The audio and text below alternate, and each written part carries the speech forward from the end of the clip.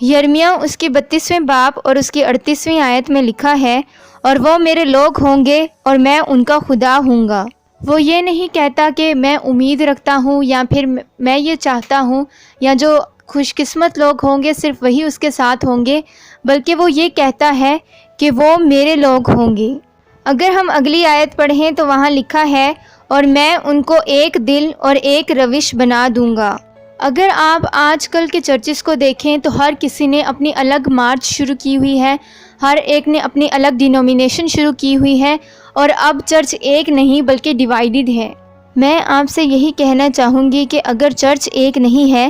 تو جو وعدہ خدا نے ہمارے ساتھ کیا ہے وہ کبھی بھی پورا نہیں ہوگا۔ میں یہاں پر آپ کو ایک خادم کی کہانی سنانا چاہوں گی۔ ایک خادم تھا جو کہ پیورو میں ورشپ کیا کرتا تھا۔ جب وہاں پر جنگ بندی شروع ہوئی تو وہ اپنے ایک دوست کے ساتھ ایک ٹرک میں چھپ کر چلا گیا تاکہ وہ اس جنگ سے بچ سکے اور جو وہاں پر دہشت گرد ہیں ان سے بچ سکے۔ پھر وہ اپنی جان بچاتے ہوئے ایک جنگل میں کود پڑے، اور وہاں پر کودنے کے بعد انہیں یہ ریئلائز ہوا کہ یہاں بہت رات ہے اور شاید یہاں پر بھی دہشت گرد ہوں، اور اگر وہ انہیں پکڑ لیں گے تو وہ سمجھ لو مر گئے۔ اور پھر وہ اپنی جان بچانے کی غرض سے آگے بڑھ رہے تھے اور وہ خدا سے دعا کر رہے تھے کہ خدا ان کی حفاظت کرے اور انہیں سیدھا رستہ دکھائے۔ تبھی انہوں نے ایک بچے کی آواز سنی اور اس کے ہاتھ میں ایک گھنٹی تھی، اور وہ اس گھنٹی کی آواز کو بھی سن رہے تھے۔ تب انہیں یہ لگا کہ اگر یہ بچہ ان دہشت گردوں کے ساتھ ہوا تب بھی وہ مریں گے، لیکن وہ اپنی جان بچانے کی غرض سے آگے گئے اور انہوں نے اس بچے سے پوچھا، اور یہ بچہ انہیں اپنے گاؤں میں لے گیا، اور یہ ایک پہاڑی علاقہ تھا۔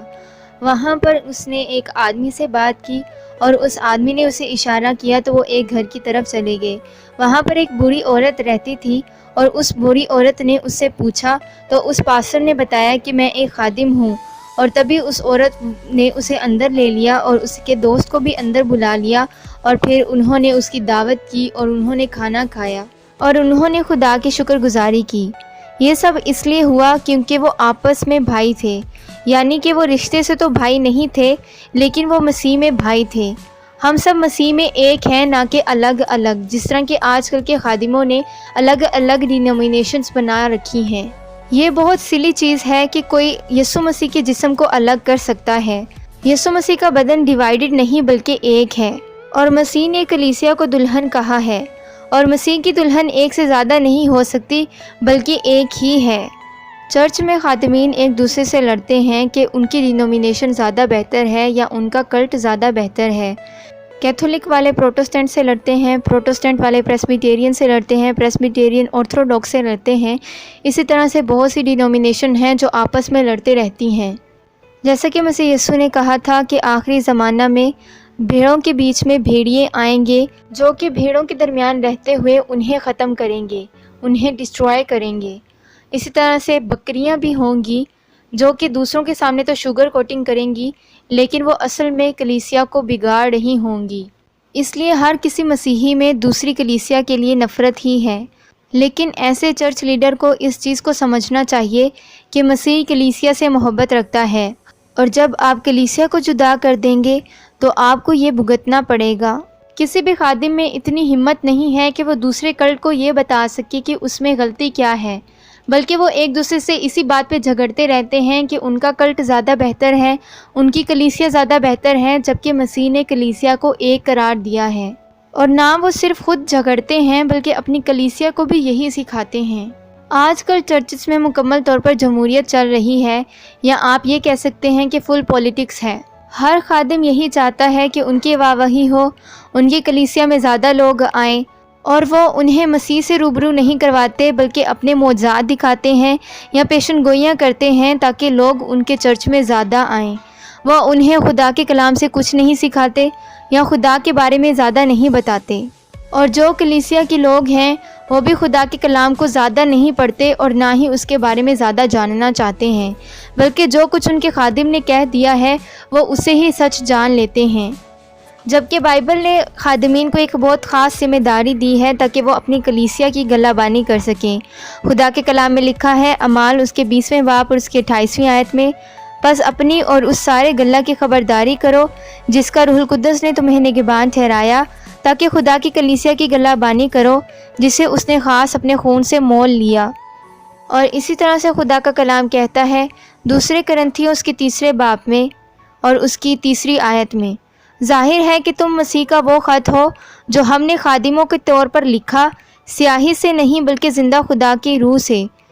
پتھر کی تختیوں پر نہیں بلکہ گوشت کی یعنی دل کی تختیوں پر۔ یعنی ایک خادم کو ایسا ہونا چاہیے جو خدا کے کلام کو زیادہ بیان کرے تاکہ لوگ خدا کے بارے میں جانیں۔ خدا نے خادمین کو چنا ہے اور ان کو یہ ذمہ داری دی ہے کہ وہ اپنی کلیسیا کو خدا کے بارے میں بتائیں، اور جس طرح سے وہ خون اور گوشت میں بڑھتے ہیں بالکل ویسے ہی وہ خدا کے کلام میں بھی بڑھتے چلے جائیں۔ جبکہ خادمین صرف یہ دیکھتے ہیں کہ ان کی کلیسیا کے نمبر نہ کم ہو جائیں، اس لیے وہ بار بار معجزات پر زور دیتے ہیں یا پھر پروفیسیز پر زور دیتے ہیں۔ کلیسیا میں لوگ اس لیے آتے ہیں تاکہ وہ خدا کے کلام کو سیکھ سکیں، وہ خدا کے بارے میں جان سکیں۔ بہت سے لوگوں کو خدا کی ضرورت ہے، نہ کہ اس دنیا کی دولت کی۔ خادمین صرف اپنی ہی خاطر یا اپنی کلیسیا کے نمبر کی خاطر انہیں مسیح کے کلام سے دور رکھتے ہیں اور انہیں ان کے مطابق پیشن گوئیاں کہہ کر سناتے ہیں۔ صرف ان کچھ لوگوں کی خاطر وہ باقی پوری کلیسیا کو چھوڑ دیتے ہیں جنہیں مسیح کی ضرورت ہے۔ اور جیسے ہم انسان روٹی کھائے بغیر مر سکتے ہیں، بالکل ویسے ہی وہ انسان زندگی کی روٹی کے بغیر مر رہے ہیں۔ اگر کوئی خادم اپنی کلیسیا کو ایسے ہی چھوڑ دیتا ہے تو اسے اس کا انجام بھگتنا پڑے گا۔ یہ بالکل ایسی ہی بات ہے کہ کسی آدمی کی بیوی شاپنگ پر جائے اور کچھ ڈاکو اس پر اٹیک کر دیں تاکہ اس کا سارا سامان لوٹ لیں، اور آپ سامنے سے گزریں اور آپ یہ جانتے ہوں کہ آپ اسے بچا سکتے ہیں، لیکن آپ صرف اپنی جان بچانے کی خاطر اس مسئلے میں پڑنا نہیں چاہتے اور آپ ویسے ہی چلے جاتے ہیں، تو وہ آدمی نہ صرف ان ڈاکوؤں کے پیچھے جائے گا بلکہ وہ آپ کی تلاش میں بھی آئے گا، کیونکہ آپ اس وقت اس کی بیوی کو بچا سکتے تھے لیکن آپ نے ایسا نہیں کیا۔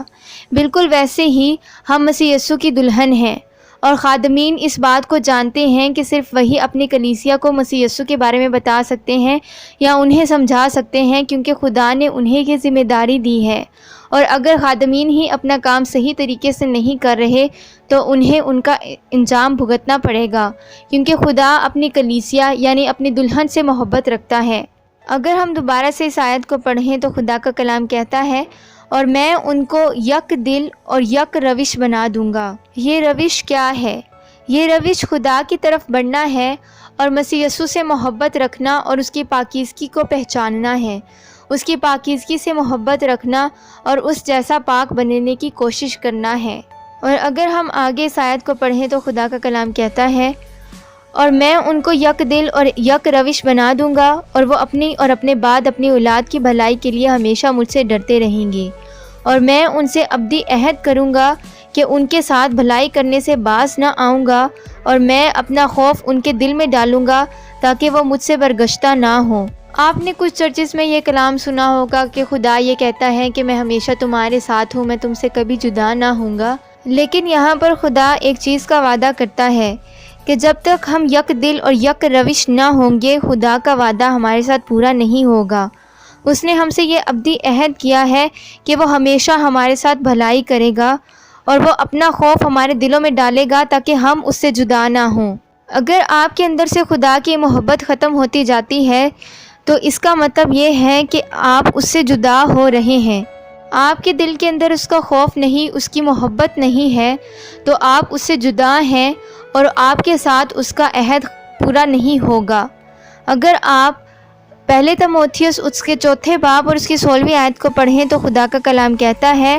اپنی اور اپنی تعلیم کی خبرداری کر، ان باتوں پر قائم رہ، کیونکہ ایسا کرنے سے تو اپنی اور اپنے سننے والوں کی بھی نجات کا باعث ہوگا۔ اب یہاں پر بھی خدا خادمین کو تعلیم کے لیے آگاہ کر رہے ہیں کہ وہ اپنی کلیسیا کو کیا سکھا رہے ہیں۔ اپنی اور اپنی تعلیم کی خبرداری کر، ان باتوں پر قائم رہ، کیونکہ ایسا کرنے سے تو اپنی اور اپنے سننے والوں کی بھی نجات کا باعث ہوگا۔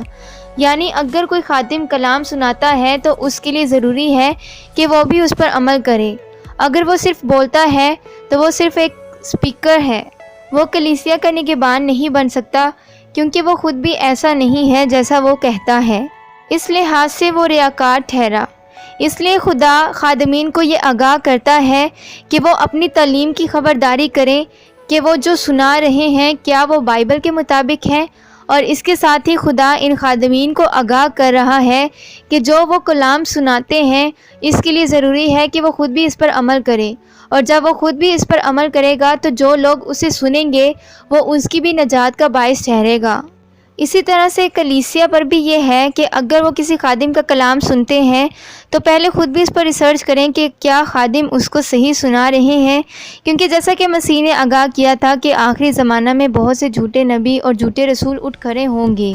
جو بھیڑوں کے روپ میں بھیڑیے ہوں گے، اور وہ کلیسیا کو بھی تباہ کریں گے۔ جیسا کہ پہلے تیموتھیوس اس کے 6 باب اور اس کی 2 آیت سے لکھا ہے،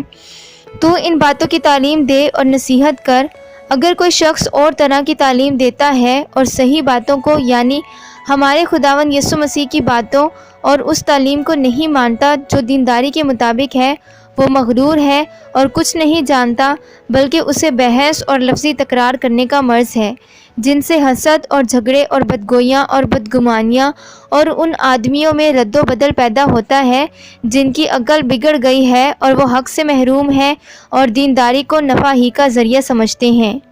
آج کے کلام کے وسیلہ سے خداوند ہم سبھی کو برکت دے، آمین۔